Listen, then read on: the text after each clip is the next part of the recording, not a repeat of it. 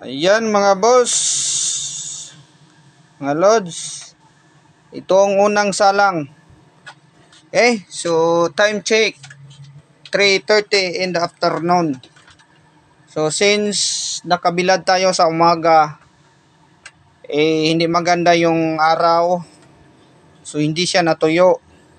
So ngayon, ating ilagay dito sa dehydrator. First time ever since na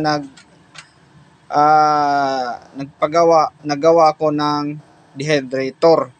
So ngayon lang una-unang salang, pinakauna talaga. So first blood. So ayan. So tingnan natin ilang oras, i-check natin 'yan after 2 hours. I-check siya kung siya ay tuyo na. So ayan oh. So nag-invest talaga tayo nito kasi itong kahoy, germelina, mga gamit, no? Simple lang mga parts. Pero nasa 10,000 dahil na ano tayo sa furniture kasi ito ay ano lang tabla kasi ano niya nilinisan pa. So medyo malaki-laki ang kanyang ano. Susunod, no? Tayo gagawa kung galvanized, stainless o aluminum, no? So more or less nasa 15,000 ang ating magasto, dala na yung labor. Pero solid yun kasi galvanized, no? So gamitan natin na 3/4 na tubular. Okay? So galvanized sheet. Okay, so ayan. So ang dimension nito ay 60 by 60 by 60 by 60. So 60 by 60. So 8 tray. So ikasyam to gagawa na short ng sa chicken wire, yung sa ano sa mga tray na yan, yun no, chicken wire. Yan chicken wire ang tawag niyan. Na short. So ayan. 9 ito, laki 9 tray. So gagawa pa ako ng isa. So hopefully 2 hours ay tuyo na. Kasi ito ay nasa commercial. Ito ay ilang watts to. So ang fan 200 watts, ang ceramic 200 watts, 50 watts ang bulb. Okay? So 400, 200, 400, mga 600 watts. So lalagyan pa natin itong temperature controller. Okay, so ito ay unang salang, hindi wala pang controller. Pero okay yan.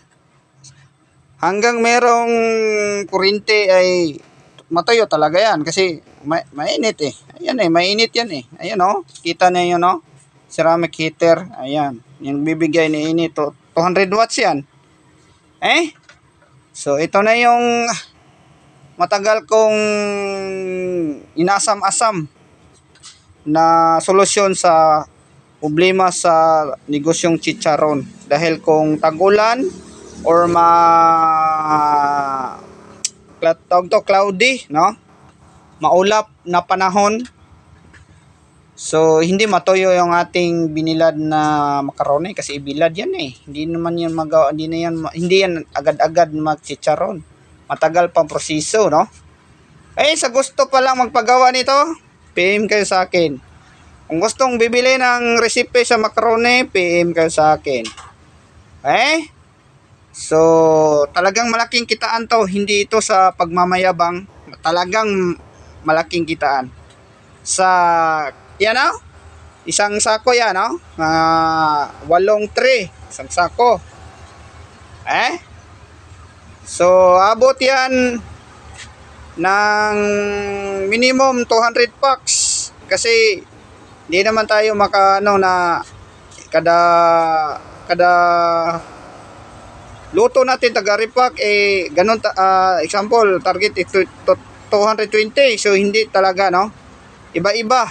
Kasi iba-iba yung pag-alsa niya, hindi natin manukad dahil sa araw. Pero ngayon, since may kuryente tayo, ma-perfect na natin yan. Ang ating target nito is 250 packs. Okay? 250 packs times 8. Do the math is 2,000. Magkano lang yung puhunan? Secret. Sa totoo lang, mag-PM ka kung interesado ka. Kung na-curious lang, wag ka na mag-PM kung na-curious ka lang, kung magkukuha ka lang ng information tapos hindi ka naman magninegosyo nito. Hindi naman ako magbibigay ng info nito kung hindi ka kukuha, no? So, kukuha ka sa aking recipe, bibigay ko sa iyo yung tama. So, wala nang libre ngayon. Ano ka? Wala nang libre ngayon, mga boss. Pasensya na. Skip mo ang video na to kung na anuhan ka sa aking real talk. So, ayos mga boss. So, update mamaya after 2 hours. 3:30, 4:30, 5:30, mga 6 in the evening. I-check natin to. Okay? So, bye-bye muna.